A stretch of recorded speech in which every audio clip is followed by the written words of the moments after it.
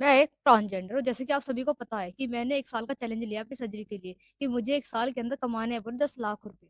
आज हम बात करने वाले हैं जब एक ट्रांसजेंडर अपने आप को एक्सेप्ट नहीं कर पाता या फिर एक्सेप्ट करने में जो उसे प्रॉब्लम्स आती हैं या फिर वो ज़्यादा कन्फ्यूज़न में रहता है कि मैं कौन हूँ, कहाँ से आया, भगवान ने ही मुझे ऐसा क्यों बनाया है।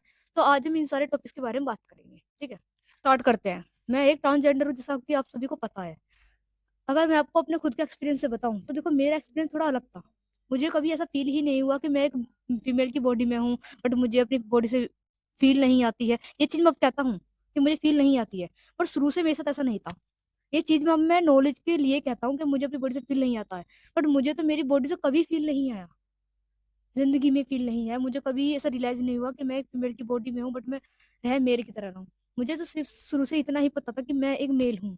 मैं हर किसी से ये कहता था I am a male, I am a boy. मुझे बहुत अजीब लगता था जब मैं ये कहता था कि आई एम अ गर्ल। मैं कहता था I am a boy, but हर मुझे कोई टोक देता कि यू आर अ गर्ल। अपने आगे गर्ल लगाओ। पहले मैं नहीं लगाता था। पहले जब मैं बचपन में था तो मैं नहीं लगाता था। मैं हर किसी को कहता आई एम अ बॉय। चलो बच्चा था, हर कोई समझ जाता कि चलो बच्चा कोई बात नहीं। बट जैसे मैं 6-7 क्लास में आया ना, तब मुझे को पता चला कि मैं ऐसा नहीं बोल सकता। क्योंकि मेरे पीछे बॉडी मेरी फीमेल वाली है तो मुझे गर्ल ही लगाना पड़ेगा।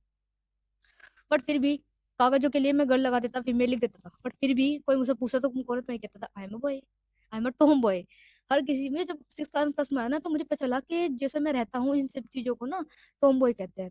मुझे नहीं पता था ट्रांसजेंडर किसे कहते हैं। बस सिर्फ इतना पता था कि इनको टॉम बॉय कहते हैं जो लड़की की बॉडी में रहता है बट उसको रहना, खाना-पीना सब कुछ लड़कों की तरह रहता है। तो मुझे लगा यार ये सारी सिस्टम तो मेरे अंदर भी है। तो मुझे लगा आई एम अ टॉम बॉय। तो मैं सबसे कहने लगा कि आई एम अ टॉम बॉय। सब कहने लगे तो टॉम बॉय कौन होते हैं? तो मैं बताने लगा कि मैं टॉम बॉय हूँ, टॉम बॉय इनको कहते हैं। चलो कोई बात नहीं। 10th 11th क्लास के आस-पास जब मैं आया, तब मुझे लड़कियों में इंटरेस्ट था। मेरी बहुत सारी जीएफ भी रह चुकी है, मतलब अभी भी है फिलहाल, कोई दिक्कत वाली बात नहीं है, ठीक है? शुरू से मुझे कभी ऐसा फ़ील ही नहीं हुआ कि मैं एक लड़की हूँ, तो मुझे लड़के की तरफ जाना चाहिए, नहीं। मैं बेशक मेरी फीमेल वाली बॉडी थी, बट मुझे उससे कभी फ़ील ही नहीं आया। मुझे ऐसा लगता था कि आई एम अ बॉय, और जैसे बॉय को लड़कियों में इंटरेस्ट था, तो मैं शुरू से ही लड़कियों में इंटरेस्ट था। मैंने कभी ये तक नहीं सोचा कि मैं लड़की होकर एक लड़की से प्यार कैसे कर सकती हूँ? मैं कर सकता हूँ। पर मुझे शुरू से हमेशा यही फ़ील आया कि आई एम अ बॉय, और बॉय तो हमेशा लड़कियों की तरफ ही जाता है, इसलिए मैं भी लड़कियों की तरफ ही जाऊँगा, ठीक है? जब मैं थोड़ा बड़ा हुआ तो मुझे पता चला कि नहीं यार, जब मैं 12th के बाद आया, जब मैं थोड़ा मैच्योरिटी लेवल पर आया ना, तब मैंने अपने आप को जानने की कोशिश करी। तब मैंने कुछ अपने आप को जानने की कोशिश करी, मैंने बहुत सारे और पर्सन्स को देखे। तब मुझे पता चला यार जैसे मुझे मेरी बॉडी से फ़ील नहीं आता ना, मुझे ये होता है कि काश मैं इन सब चीज़ों को हटवा कर लड़के वाला बॉडी बन सकती थी।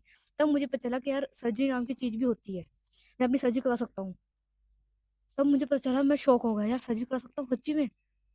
मैं इतना खुश हुआ उस टाइम पर कि यार मतलब कितना अच्छा हो जाएगा अगर मैं सर्जरी करा लूँगा तो। मतलब जैसे मैं फ़ील करता हूँ कि मैं एक बॉय हूँ, मैं बाहर से भी दिखूँगा बॉय। मैं फिर मुझे कोई ये नहीं कह सकता कि यार नहीं तू गर्ल है। ये नहीं कह सकता मुझे कोई। फिर मैं हर किसी से कह सकता हूँ, सामने वाला इंसान ही मुझे कह सकता है कि हाँ, यू आर अ बॉय। मैं बहुत खुश हुआ उस टाइम पर। फिर मैंने जो जो बंदे सर्जरी करा रहे थे उनको मैंने नोटिस करना, उनको मैंने ऑब्ज़र्व करना शुरू कर दिया। कैसे होता है, क्यों होता है, सब चीज़ मैंने जान ली कि टेस्टोस्टेरोन हार्मोन्स वगैरह लेने पड़ते हैं, उससे हमारी बॉडी चेंजेस होती है, फिर सर्जरी करानी पड़ती है, कौन-कौन सी सर्जरी होती है, कितना कितना कॉस्ट आता है। तब जाकर मुझे फाइनल हुआ कि हाँ यार, मुझे भी सर्जरी करवानी है। फिर मुझे पता चला सर्जरी में इतने सारे पैसे चाहिए। फिर मैं अपने इतने सारे पैसों के पीछे ही भागने लगा। पहले सबसे बड़ी प्रॉब्लम ये थी मेरे साथ कि 12th के बाद मुझे जॉब करनी पड़ी, क्योंकि मेरी जो फैमिली बैकग्राउंड है थोड़ा मिडिल क्लास फैमिली का है, तो इसलिए मुझे अपनी पढ़ाई के लिए ये चीज़ तो करनी पड़ती है। इसलिए मैंने जॉब करनी स्टार्ट कर दी। फिर मैंने वहाँ से पैसे अरेंज करने स्टार्ट करे, क्योंकि मुझे मेरी कॉलेज की फीस भरनी थी, ठीक है? उसी में थोड़ा-थोड़ा हटाकर मैं अपनी सर्जरी के लिए भी कर रहा हूँ। और अब मैंने ऐसी स्किल्स पकड़ ली है जिससे मैं अपने आप को इंडिपेंडेंट बना सकता हूँ। हम अपने टॉपिक की तरफ चलते हैं अब। मेरी पर्सनल लाइफ से तो बहुत सारी बातें हो चुकी हैं, ठीक है? तो जैसे हम बात कर रहे थे कि अपने आप को एक्सेप्ट नहीं कर पाते। देखो, अपने आप को एक्सेप्ट करने के लिए ना तुम्हें अपने आप को जानना पड़ेगा, और अपने आप को तुम जभी जान पाओगे जब तुम अकेले में बैठोगे। मैं आपको 5 ऐसे रूल्स बताऊँगा, जिनको अगर आप अपनी लाइफ में इम्प्लीमेंट करोगे, तो तुम कसम से अपने आप को बहुत आसानी से एक्सेप्ट कर लोगे। देखो, फर्स्ट आता है कि अगर आपको अपने आप को एक्सेप्ट करना है, तो आपको अपने आप को जानना पड़ेगा, जैसे कि मैंने अभी बताया। आप अपने आप को कैसे जानोगे मैं वही बताऊँगा। तो हम बात करते हैं कैसे जानोगे। आप अपने आप को इस तरीके से जानोगे कि जब आप अपने आप के साथ 30 से 1 घंटे तक 30 मिनट से 1 घंटे तक अपने अकेले में बैठोगे ना, तब आप अपने आप से बातें करोगे। ना फ़ोन, ना फैमिली, ना भाई, ना बहन, ना कुछ, ना कोई गर्लफ्रेंड, ना कोई रिलेशनशिप, ना कोई बहन, ना कुछ।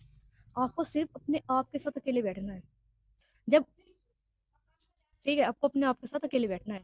जब आप अपने आप के साथ अकेले बैठते हो ना, तब आपको थोड़ा-सा अंदर से फ़ील होता है कि मैं कौन हूँ? जब मैं अपने आप से सवाल करता हूँ ना, तब मुझे पता चलता है कि ये मेरी लाइफ़ है यार। देखो, ये तुम्हारी लाइफ़ है। तुम्हें अपने डिसीज़न से ही देनी पड़ेगी। तुम्हें अपने डिसीज़न से चलानी पड़ेगी। कोई तुम्हारे ऊपर अपना ज़बरदस्ती का डिसीज़न नहीं थोप सकता। ये तुम्हारी लाइफ़ है, तुम्हें समझना जैसे कि आप सभी होगा। को पता है कि दूसरी पॉइंट भी हमारा क्लियर हो चुका है कि ओवरथिंकिंग करनी बंद करो। अब थर्ड चीज़ आती है हमारी अपने आप को एक्सेप्ट करने की, कि आप अपनी लाइफ़ में कुछ ऐसी चीज़ें ऐड करो जिससे तुम खुद के पैरों पे खड़े हो सको। देखो, आज की डेट में अपने आप के अपने अपने पैरों पे खड़ा होना बहुत ज़्यादा ज देखो थर्ड चीज़ आती है कि अपने पैरों पे खड़ा होना। आज की डेट में अपने पैरों पे खड़ा होना बहुत ज़्यादा ज़रूरी हो चुका है। क्योंकि जब तुम अपने पैरों पे खड़े होते हो तो तुम अपने डिसीज़न आराम से खुद के लिए ले सकते हो। बट जब तुम कुछ भी नहीं कर पाते हो तो तुम फैमिली के दबाव में तुम्हें आकर कुछ ना कुछ करना पड़ता है। इसलिए अगर आपको अपने खुद के डिसीज़न लेने हैं, खुद की लाइफ़ में कुछ करना है, तो आपको अपने पैरों पे खड़ा होना पड़ेगा। उसके लिए तुम कुछ भी कर सकते हो, ठीक है? फोर्थ चीज़ आती है कि एक स्किल का होना। फोर्थ चीज़ सबसे मेन है क्योंकि स्किल्स आज की डेट में हर चीज़ में चाहिए। चाहे वो खुद के एक्सेप्ट करने में हो, चाहे सर्जरी के लिए पैसे कमाने में हो, चाहे कोई तुम्हें रिजेक्ट कर रहा है तो तुम्हें उसे मुँह तोड़ जवाब देने में हो। सारी चीज़ों में सिर्फ़ एक चीज़ आती है स्किल्स। क्योंकि स्किल्स ही वो तरीका है जिससे तुम अपने पैरों पर खड़े हो सकते हो, तुम लाइफ़ में कुछ कर सकते हो। देखो जॉब अब कोई नहीं कहता क्योंकि जॉब से इतना पोटेंशियल नहीं है कि तुम अपने सपने तक पूरे कर सको। जॉब से सिर्फ़ तुम्हारे घर की सब्ज़ी बदल सकती है, ड्रीम्स पूरे नहीं हो सकते। ये चीज़ तुम्हें समझनी पड़ेगी। तो सबसे मेन रोल है हमारा फोर्थ पॉइंट का। फोर्थ में सबसे ज़्यादा मेन है कि स्किल्स होनी चाहिए। और अगर तुम्हें अपनी सर्जरी करानी है या फिर तुम्हें अपने आप को एक्सेप्ट करना है या फिर तुम्हें अपने पैरों पर खड़ा होना है और तुम्हें पता नहीं है कि कहाँ कैसे क्या होता है, तो तुम कमेंट में मुझे मनी लिख सकते हो। मैं तुम्हें पर्सनली गाइड करूँगा कैसे तुम घर बैठकर अपनी स्किल्स को बढ़ा सकते हो, कैसे तुम घर बैठकर अपनी सर्जरी के लिए खुद पैसे कमा सकते हो। ठीक है? फिफ्थ पॉइंट आता है एक ऐसे पर्सन का होना जो तुम्हें तुमसे ज़्यादा जानता हो। वो तुम्हारा पार्टनर भी हो सकता है, तुम्हारा कोई अच्छा फ्रेंड हो सकता है, तुम्हारी बहन, भाई, मम्मी-पापा कोई भी हो सकता है।